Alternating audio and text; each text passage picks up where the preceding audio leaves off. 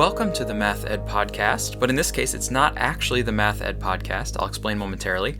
I am still Sam Otten from the University of Missouri, and in this episode, I want to share with you another podcast that you may be interested in, the Teaching Math Teaching Podcast.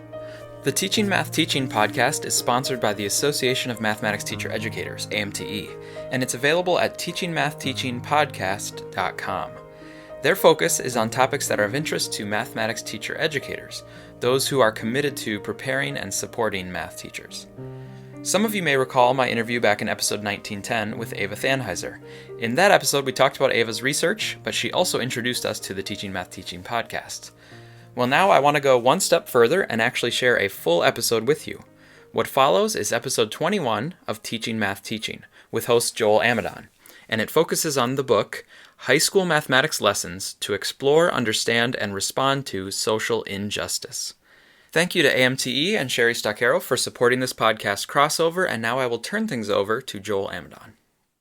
Hello, and thank you for listening to the Teaching Math Teaching Podcast. The Teaching Math Teaching Podcast is sponsored by the Association of Mathematics Teacher Educators.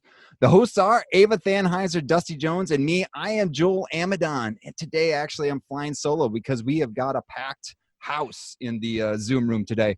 So today we are talking with John Staley, Coordinator of Special Projects in Baltimore County Public Schools, Brian Lawler, Associate Professor of Mathematics Education at Kennesaw State University, Basil Conway, Associate Professor of Mathematics Education at Columbus State University, Robert Berry, Professor of Math Education at University of Virginia and immediate past president of NCTM, because they are the four lead authors of our Teaching Math Teaching Summer Book Club choice for July, or as they laughingly call it, the month of Joel, because they had to talk to me so much. So we have been reading and discussing high school mathematics lessons to explore, understand, and respond to social injustice every week on Facebook Live throughout July, and are wrapping up the month with this culminating podcast episode.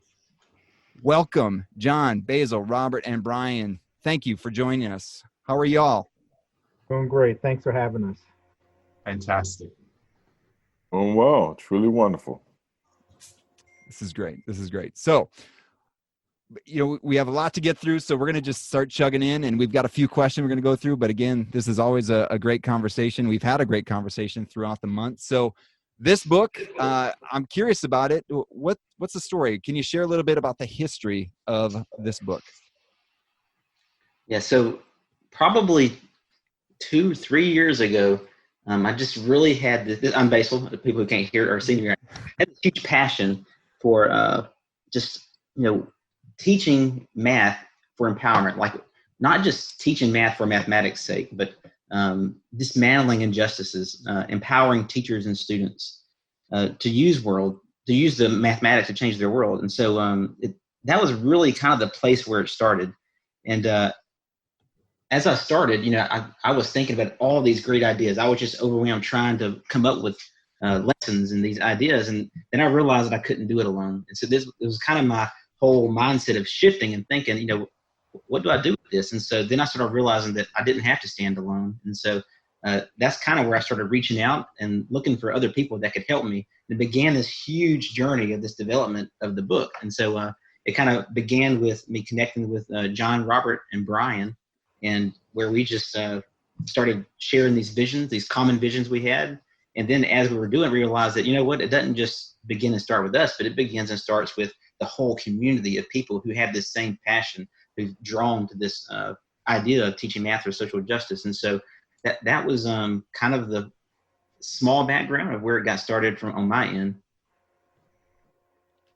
Anybody else want to add to that? Yeah, John, go ahead. Add to it is when we came together, one of the things that we said up front, we knew up front, was that we needed to get teachers and math educators to help contribute to be a part of this book.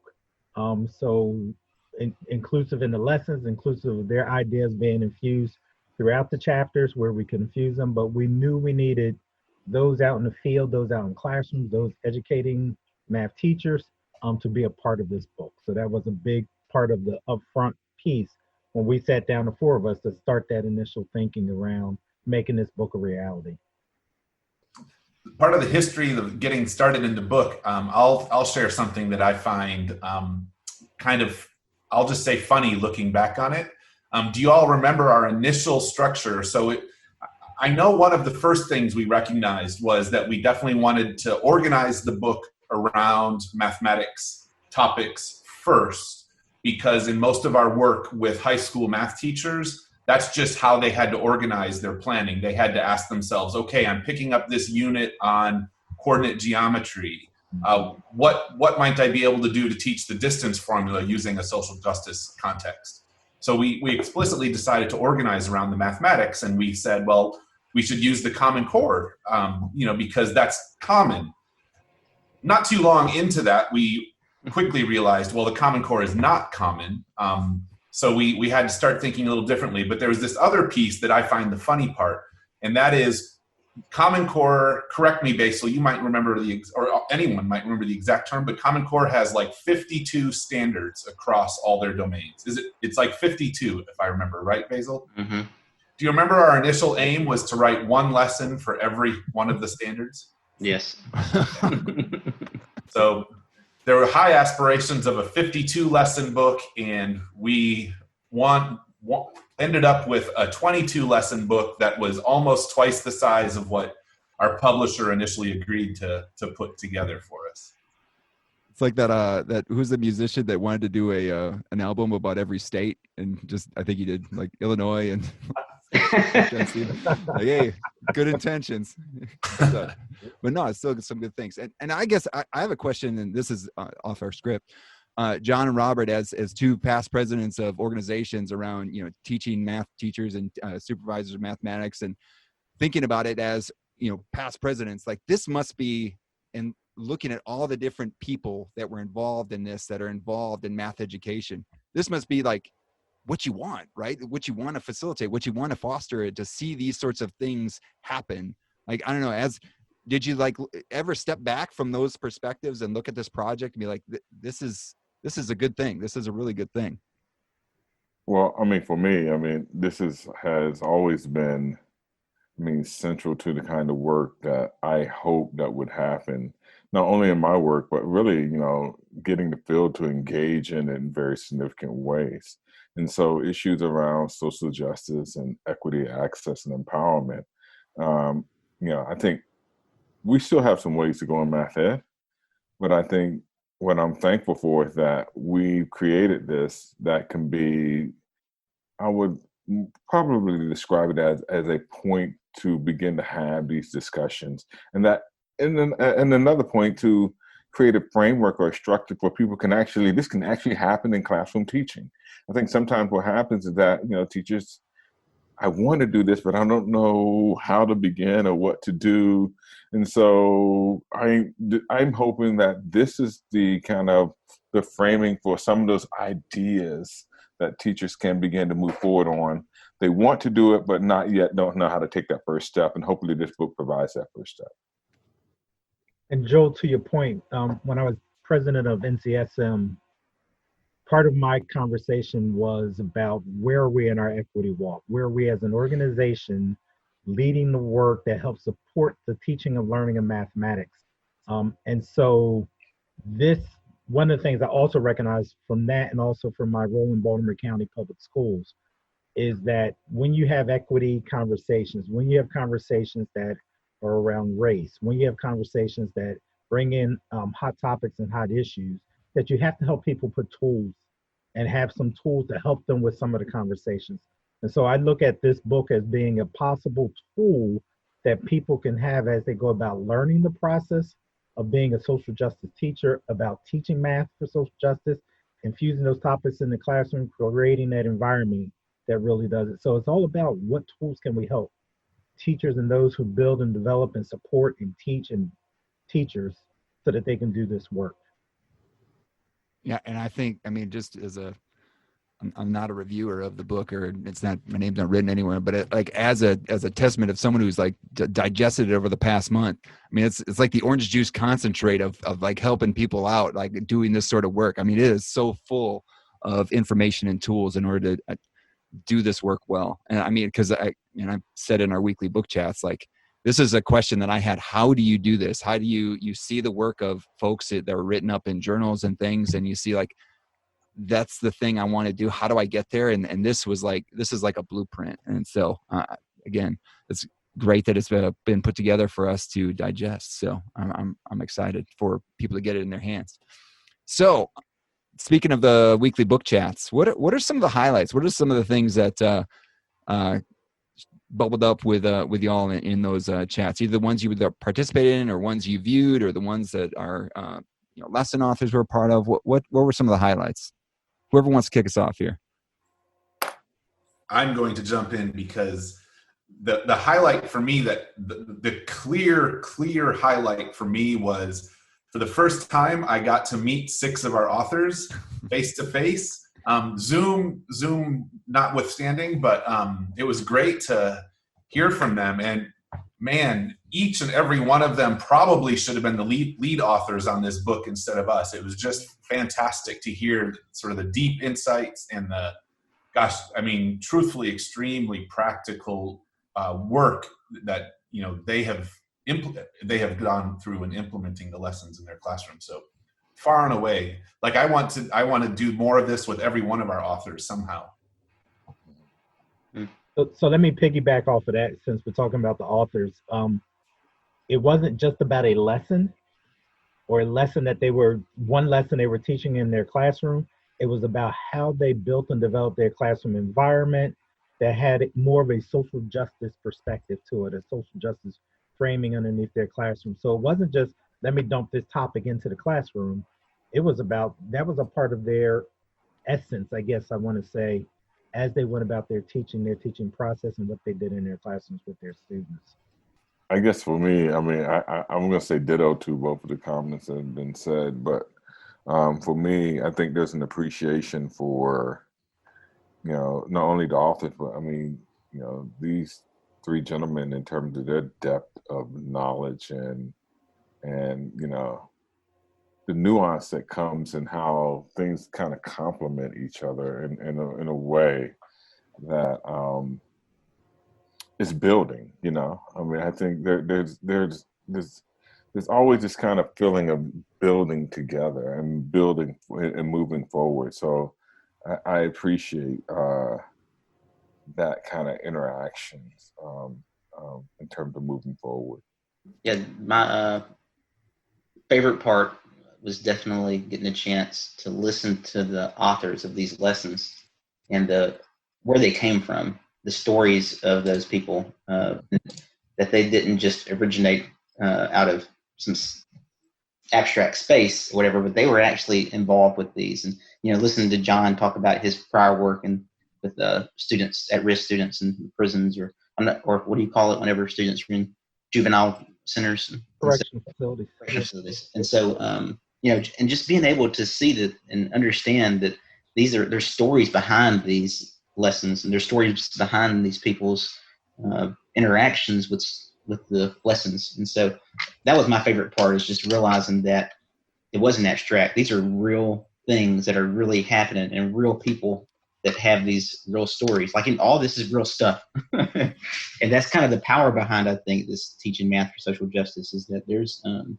we're using mathematics for real. Like, we're really doing math. This is real math. And so I guess that was kind of the part that I love so much, is that I got the real feel of it.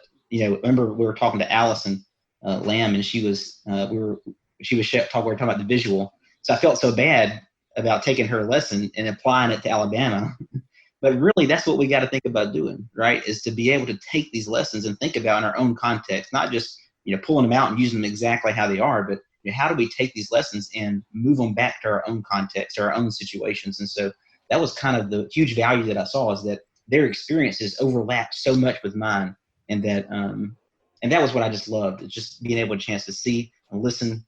I remember Savine talked about his men's group, and so when he said that, I was thinking about my men's group and those situations that I have to balance and talk through. And so, it was a chance for me to intersect my life with his and see that, wow, these things are so close. Like, we have these, I'm having these same conversations that he's probably having somewhere else in the different part of the country. And so, anyway, that was my favorite part, is the collaborative environment that we had there.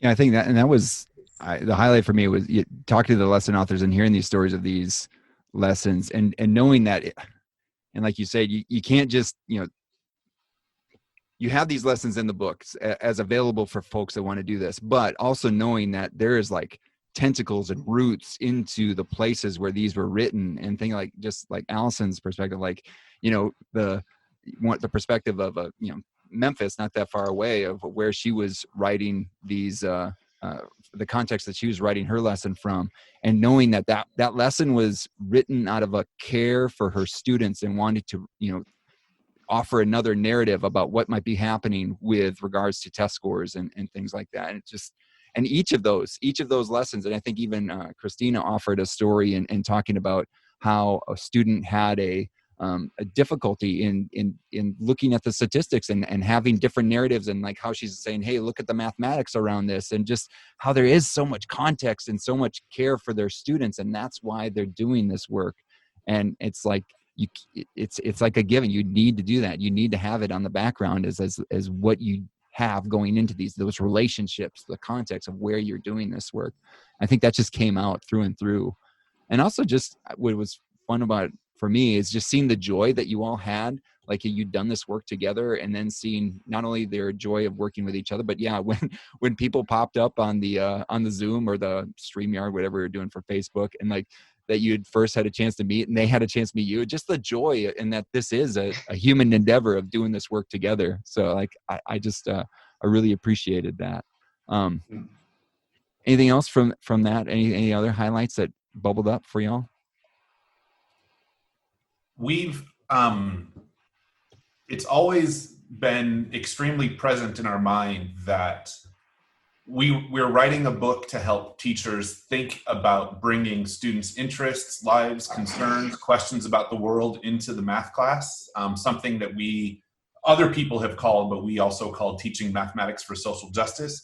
Yet the book title and the book seems to be organized around these 22 lessons. And listening to the calls, the weekly calls, it was very refreshing that was clearly, people understood that these lessons were sort of more that they were examples to help us all think about teaching mathematics in this way, where we're drawing upon student interests, centering the real life contexts, being able to mathematize those contexts. I'm really owning Robert's word. He's put this word mathematize into my vocabulary. But yeah, that was a nice, I was really happy to see how strongly that was embraced. And even what Basil was just saying, like the lessons are there to stimulate ideas. Really, none of us can take any one of these lessons exactly as is. We have to use it as a model to build from our specific content. This podcast is the Teaching Math Teaching podcast. And so we're thinking about how you might use this book to either teach math teachers methods or content courses. Like how might you use this? How might you already use this work in doing that work of either teaching methods or teaching content courses or professional development also? So I've learned that context, it matters so much.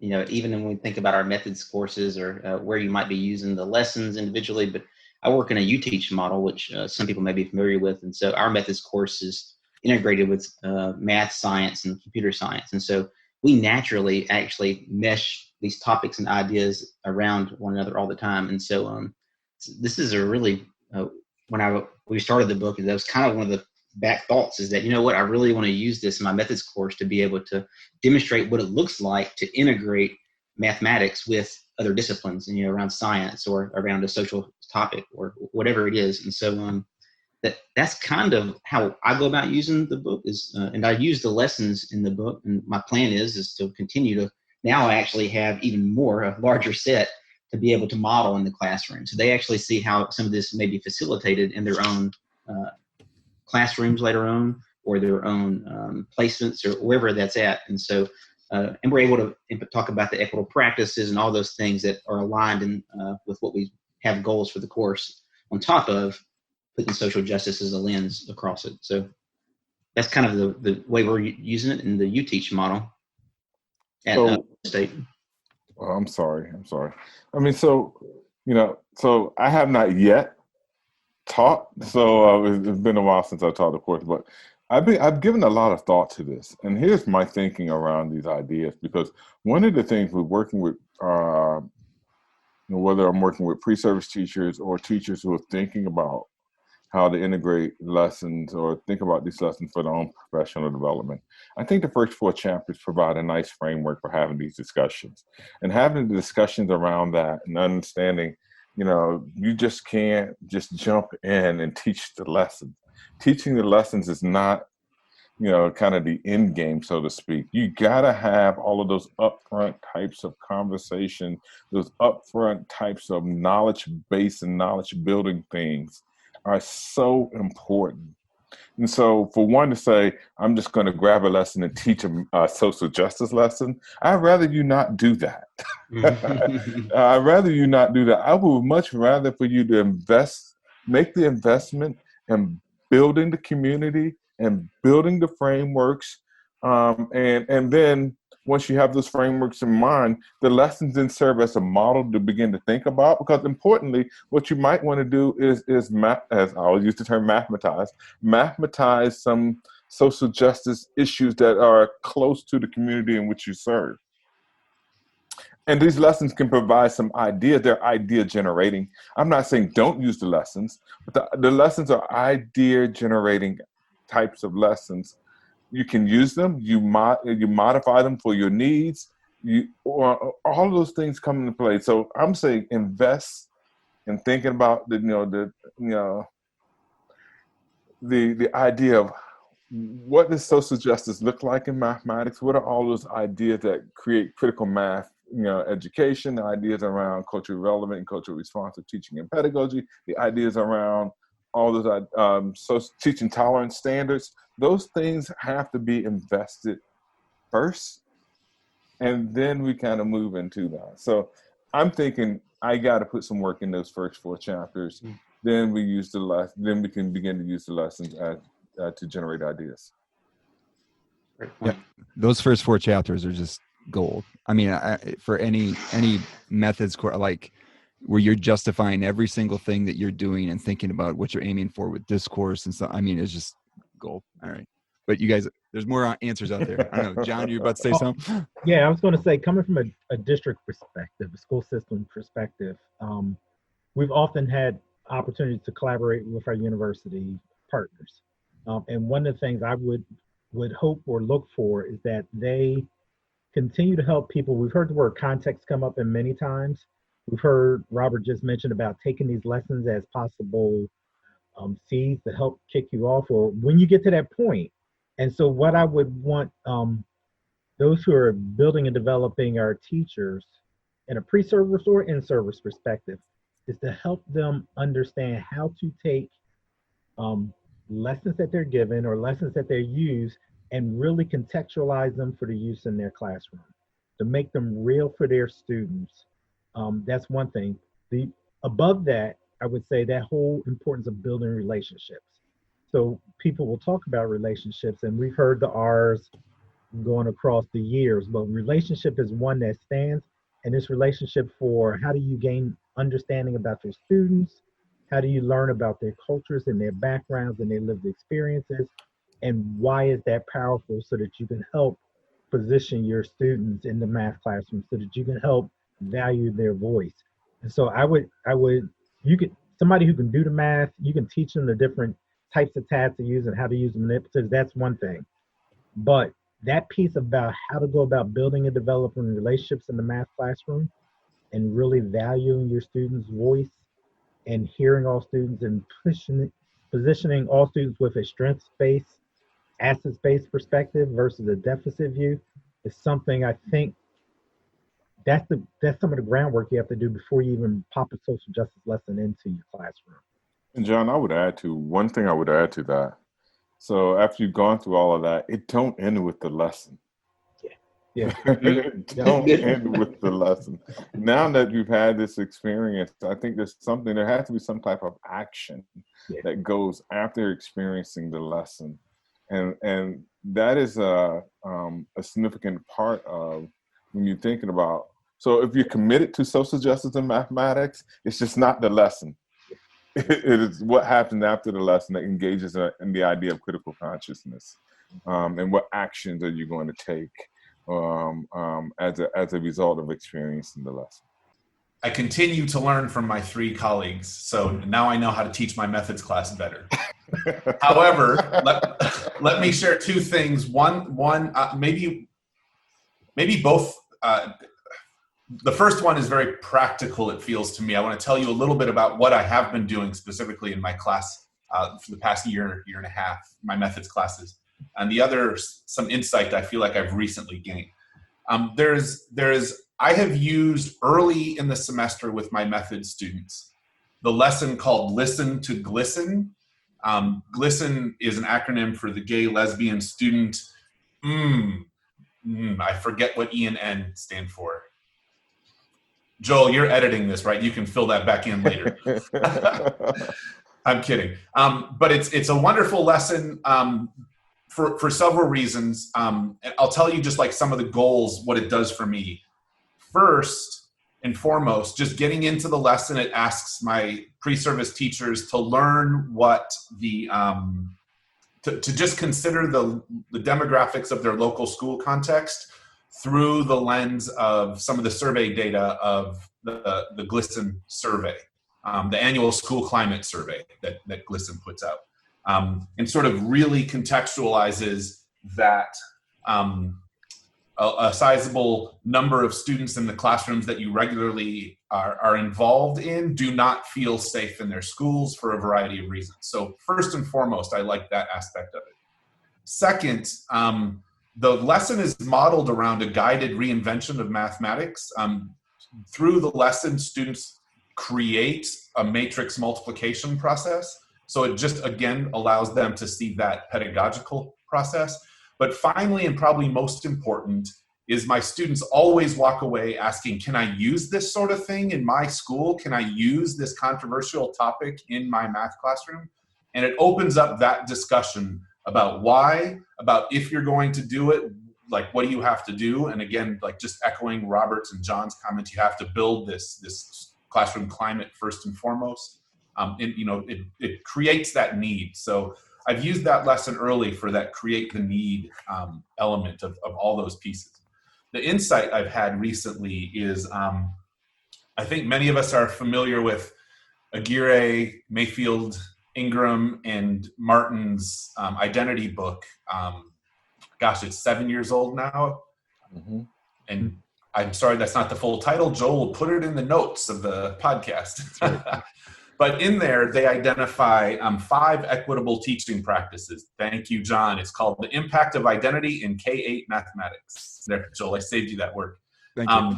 So they identify 5 equitable teaching practices. And Robert, I'm going to actually rely on you real quick. I think those are also discussed in Catalyzing Change and maps to the 8 math teaching practices from principles to action. It is also discussed in Catalyzing Change. Getting back to what I've been thinking about is I've struggled to really fully implement ideas about culturally relevant pedagogy in my methods class. That's probably in part because I don't maybe feel fully expert in it, but also in part I hadn't figured out really how to connect it and make it meaningful to my students.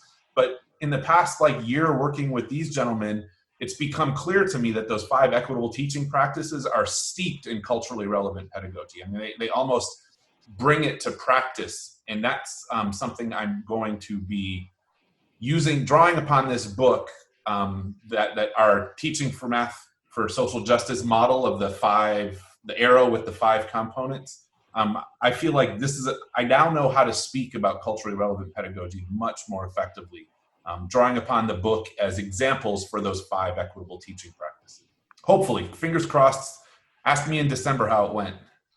I think the one thing, that just is becoming abundantly clear with these conversations is, how would you use this book? It seems like the conversations, right? The professional conversations that can happen around it, just that we've, maybe modeled throughout this month, but just the fact that, this whole thing started with, Basil thinking like, you know what? I want to do this, but I can't do it alone. And that's, I think, that essence to take it with and seeing how do we do this? I need to involve my colleagues. I need to involve my students. I need to involve my administration, my community. And it just seems like from just at a foundational level, like that's someplace at least, to start with wherever you're going to be doing this sort of work, is that we're starting doing it together and thinking about it. And it just laying that foundation out. Anything else for this? The next question is kind of redundant with the last question, but you already put a bunch of golden nuggets out there with that first question. But let's see. Do you have any tips for working with teachers using the book? Anything else out there that maybe we haven't said? I'm going to jump in because I get a couple that come to mind, and I can preempt if anybody else says them before I do. Nice. The first immediate two that come to mind is collaborate with teaching partners in particular. Have allies, a network of support, of idea generation, all that. And the second is another collaborate question. It's collaborate with your communities and your students to learn from them about their knowledge about the context, learn from them about their questions, their concerns about the context, learn from them how they even like that topic to be present in the schools. But I think both those connections to other people are key for success. One of the tips I would put out there is chapter 1 is like let me learn about the frameworks that help support teaching math for social justice. So I would say if you're not familiar with them, pick one to read about. We've put references in there that will help people in that go down that path. But that's something where I would step back and I would spend some time over there, not getting paralysis of analysis and thinking that I've got to get it perfect. But in some cases, I'm not doing because I just don't know what it is I'm not doing. So you might want to pick up one of those books, join a book study, and start off, an easy, I'd say an easy one to start off, which I'm hoping most people have already read or dove into, is the NCTM Principles to Action book. So maybe you start off there and you really spend some time in some of those chapters. And then you go to the next one to learn about another framework to help you really understand what this work is about teaching math for social justice, and how what you're doing is more than just a lesson, teaching a lesson. I think about my own development and response. And I think about these guys I've worked with here and their ability to be open. For us to be open to share our beliefs, our thoughts, and to not be judgmental and to work and to be patient. I think that this is a huge part of working with teachers is sharing, where we're still developing our own identity and where and that we may not have everything right, and but there may be some things that we feel really strongly about. Whatever these things are, but being responsive to that too. That we stand in equity, we stand in fairness, we stand for people, for the dignity of life, and for all people, right? And so this is this is a tough work, but I think I really believe we should be really careful and give people time. We don't change the world in one day. We don't change that. I mean, as much as I want things to change, but we've got to be provocative. We've got to challenge some spaces, right, that need to be challenged. And so to do that with an openness for change over time. But, we expect it to change, but it just doesn't happen in one day. So I think that's some recommendation I would think is to and do that way with yourself as well. I think that before we do these lessons, before you go this way, you've got to think about your own beliefs, your own thoughts, because those things are going to make you show your face. Those are going to be who you call on during the class. These little things that are kind of what Robert was getting at earlier is like the foundation. You've got to think through this stuff before you do a social justice lesson. You've got to think through this stuff before you talk about it in the methods course, all these ideas, and be open and willing to change over time. So I would add a couple of things. So one thing that comes to my mind. So I know in some spaces, teaching mathematics for social justice is risk taking, and it might require that you engage in what Rochelle Gutierrez talked about, creative insubordination, and that is okay, in the sense that you're taking these risks. And I often say, that participation is a risk-taking event. And when I say participation is a risk-taking event, what I mean by that is if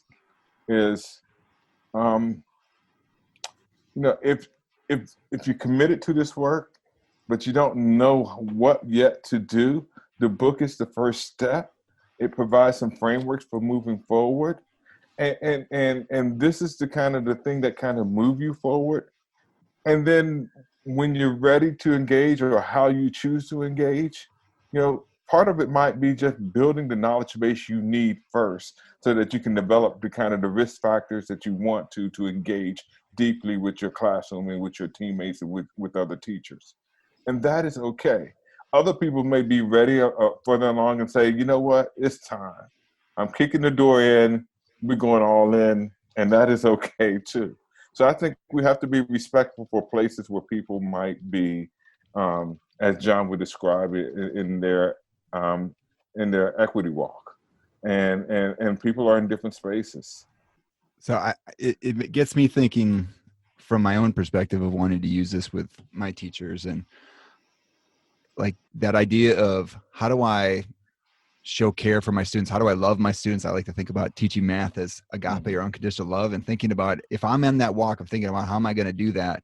And now you provided me with these frameworks, and thinking about the social justice standards, and thinking about doing good mathematics, and make sure voices are heard, have an asset-based perspective. Like, this is all towards that aim of how can I love on my students best? And I think when we're getting to know our students and who they are, and using mathematics in order to help them understand their world around them a little bit better, and then they're going to see some injustices going to be lifted up, bubbled up to the surface, like, okay, so now what? How do we go even further with it? And to think about how to explore, understand, and respond to it. And I think, again, y'all came up with something good. And so I'm just excited that people are getting a chance to engage with it, and excited for this podcast to get out there so you can hear some of y'all's perspective on it. So we appreciate it.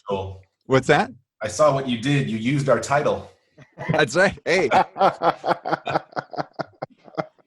And I've been saying it so much this last month, but I mean, I love if someone wants, hey, what do you do? What do you do in this book? Well, hey, read the title, and that's what we're going to be doing. Everything's there. Everything has a reason.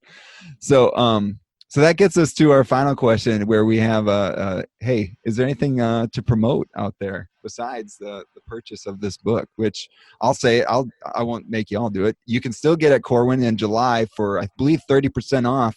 I think if you use the code, I believe 30 for 30 at checkout, and there's still free shipping. So that's a great thing. Oh, and is it through August, Basil? Is that what we're saying? Through August. Yes. All right. So keep going. You can get that special for a while. So if you're looking for something for methods class, or looking for something for your own teaching, whatever, this is a great resource out there. Anything else to promote? Who wants to take this one? Go on, bro.